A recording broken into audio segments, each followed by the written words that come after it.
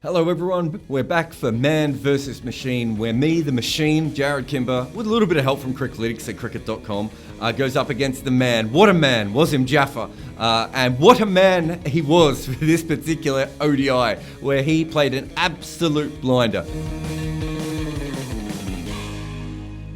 But maybe not quite as good as the England openers or even Ben Stokes himself. But we were talking about England openers yesterday when no one cared that much about England openers. We talked about the fact that they have the highest batting average of any opening partnership with more than 20 innings. They also have the highest strike rate of all time. You said Jason Roy, I'm going to pick him as my fantasy captain. Jason Roy came very good until he ran himself out. I'm not sure if he actually ran himself out. He kind of ran himself out, then Johnny Bairstow ran him out, then they stood in the middle of the wicket for a little bit. But take me through the England opening partnership again, because that's really where they set up the game, wasn't it? Yeah, they did indeed.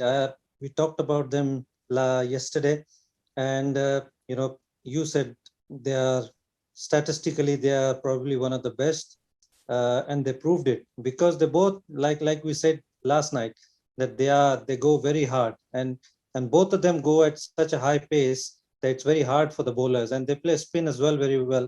And when you got somebody so destructive, up front, it's very very hard for the bowlers, and there's no respite. Yeah, it's the combination really of the high average and the high strike rate. You expect one or the other, don't you? You expect them to come quite hard at you, but give you a lot of chances to get them out, or you expect them to be more like the Indian openers and give you no chances really to dismiss them. It's the fact that they've found this perfect method between the two of them to score quite quickly, while also at the same time just not go out as much as you would assume. Yeah, they do. I mean, it's just not about picking the bad balls. They even hit good balls to the boundaries and sixes, and they both are, somebody who hit big sixes. They're not somebody who's just going to hit boundaries. So that is something which is very hard for the bowlers to contain. Even the good balls go for runs, and anything which is pitching in their arc and somebody short, they can pull. So it's very margin of error for the bowlers are very small. And just to go on to the Indian top three, so Criclytics obviously liked Virat Kohli and Shikhar Dhawan for the top scorers. Considering everything, I would say that the Indian top three probably underperforms. Your pick was Virat Kohli. He obviously did the best out of them, but they didn't get as many runs out of the top as you would normally think. Obviously, Bairstow was the top scorer, and we'll talk about Stokes in a little bit, but it's worth at this point talking about KL Rahul because Criclytics keeps saying KL Rahul. Even during the T20 games, when he wasn't making any runs, Criclytics kept saying, stick with this guy, stick with this guy. This is why I trust numbers. What did you make of his innings?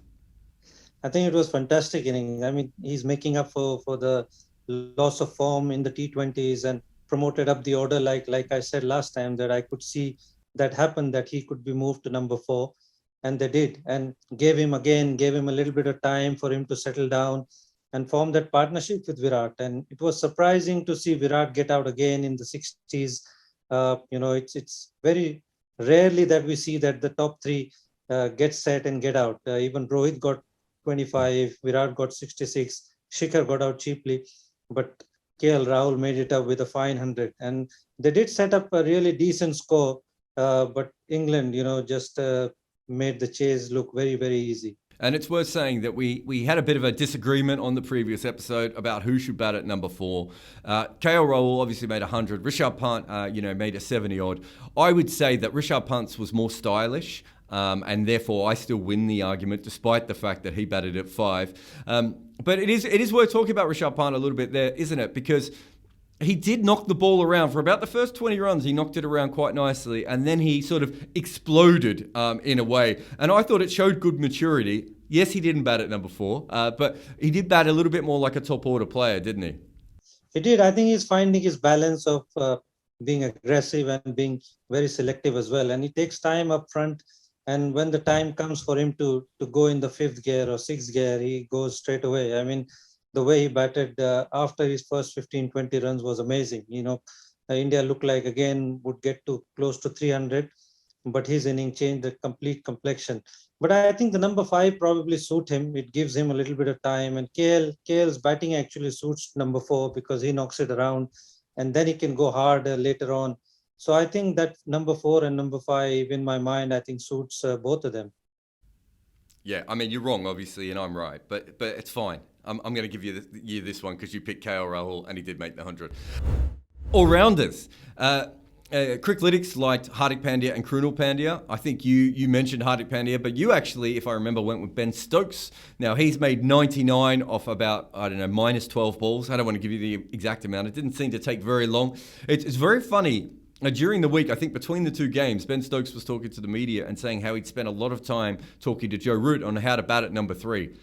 Well, if he had been speaking to Joe Root on how to bat at number 3, he disregarded all of it and just decided to bat the way that Ben Stokes bats, which is get yourself in, and then when you're ready and you've lined everyone up, start hitting them for 6 a lot.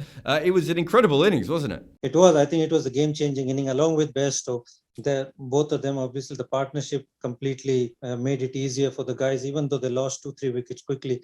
But their innings actually gave them the time to, play themselves in, even though they won with nearly 10 overs to spare. But fantastic knock by Ben Stokes. I mean, that is probably the way he needs to go and play. Sometimes I feel he just defends a lot more balls for no reason. But like you said, once he's settled down, he needs to back his game and keep putting the pressure on the bowlers, like exactly what he did today. Yeah, I think for him, and I think Rajasthan proved this when he played in the IPL, you need to give him about 20 balls just so he feels good. So you have to have him higher up the order. But that's been hard for England because they have all these guys who smash the ball at the top of the order. Just on Hardik a little bit. So he was obviously who Criclytics picked for their choice. And incredible innings at the end of India's knock there. But on his bowling, we haven't seen him bowl yet in the one days. And the one-day bowlers have been under a lot of pressure. We saw him bowl probably more in the T20s than we thought he would, and he's now bowled less in the ODIs than we thought he would. Do you think is there a reason they're not bowling him? I don't know. They're probably trying out these. Probably they want to see Prasidh Krishna. They want to see Shardul Thakur even more. But I'm really surprised to see Hardik Pandya not bowl, because the way he bowled in the T20s, I thought they could pick another spinner or maybe pick another batter, even though they don't need it. But I thought he would give that balance, because the way he uses different deliveries, the off-break cutters and all that, he bowls a decent bouncer. So he's a handy bowler, which India is probably not using. Maybe they want to see the other guys, but definitely, if he bowls, it brings another, probably Yuzvendra Chahal can play, or maybe Washington Sundar can play. And that gives more bowling options to Virat Kohli. Yeah, it'd be very interesting to see if we see Washington Sundar bowling with Chahal in the next game, with perhaps Kuldeep not playing at all, and maybe even not Krunal Pandya, who went for a lot of runs after a great debut, struggled a little bit in this game. But interesting to see what India do with their bowling lineup for that last game. On bowlers, since we're talking about them, Criclytics was a big fan of Adil Rashid and Shardul Thakur. Both of them have actually taken quite a few wickets of recent times, but they slowed down a little bit. And if you remember, Wasim, if you just cast your mind back, I've been saying for a couple of games, keep your eye on this Reece Topley bloke. He's pretty handy if he gets a game. So for anyone listening to my tip there, it finally came through. Reece Topley, what did you make of him? He's 6'8" left arm seamer. He's not particularly quick, very good with the new ball, but also because he's so tall and left arm, he's very hard to play at the death, and he always has been all the way through his career. It's just keeping him fit and healthy has been England's biggest problem. Yeah, he was very impressive. The way he bowled the new ball, the way he got Shikhar Dhawan out, and even to the other batters, it was looking like, even though the speedometer was only showing 132, 133, but the ball was hitting hard on the bat. And even the death overs, it wasn't easy hitting him because of his change-ups, and he was very clever. So very impressive game, coming in and playing first time in the subcontinent. I thought he was very impressive. Do you want a fun Criclytics stat? So in the last 20 years, when England have used seam bowlers in ODI cricket, only 6.5% of those seam bowlers have been left arm.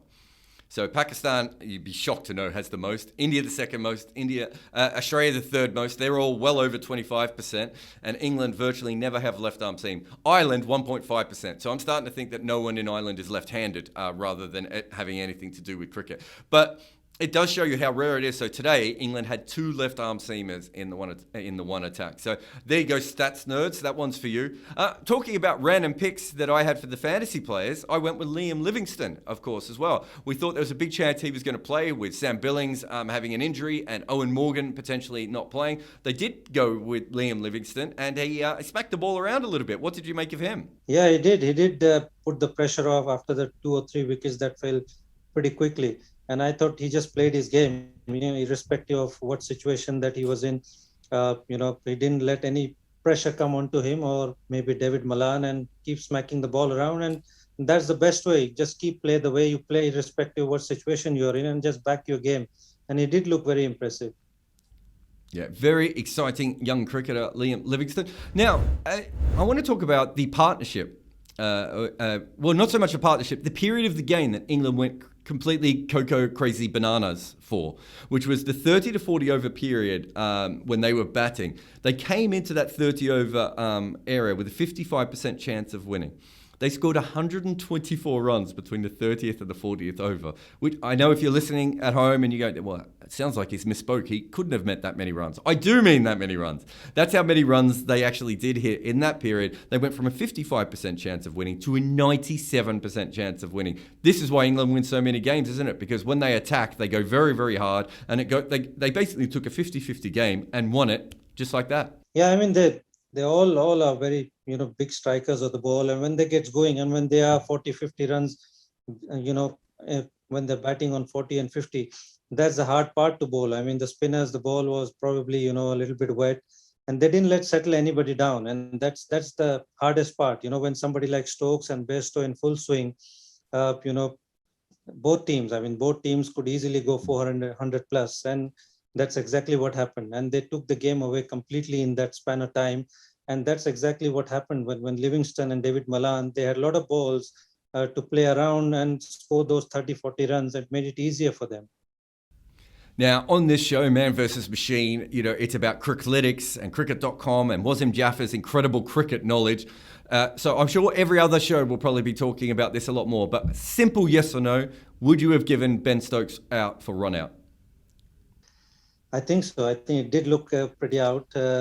Some of the umpiring decisions are questionable. But I mean, end of the day, they're all human. But I think third umpire, being sitting there and watching so many replays, that's quite harsh, to be honest. I think I would have given it out as well, but I'm not as worried with the decision because I think it was so close that I could see it going either way. But to be fair, it seems like Twitter has already decided that was a horrendous decision. And maybe one of the first times, I would say that Twitter is partially correct here.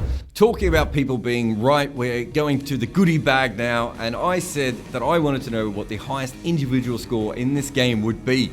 Wasim Jaffer, with all of his many, many years of plotting the ball around a Ranji game, set 135, which I thought was a bit punchy. But I tell you what, he wasn't far off at all. Johnny Bairstow made 124. And one person in our comments, Hay as in hay for horses, not as hay as in hey there, he said 125. So Hay wins this. So Hay, if you want to, if that is your real name, if you want to head over to cricket.com's Facebook page and say that you are the Hay who wants the goodie bag, we will be back for the next game. So we'll be back tomorrow to preview everything. It'll be me, Wasim Jaffer, and a lot of numbers from Criclytics on cricket.com. Man versus Machine.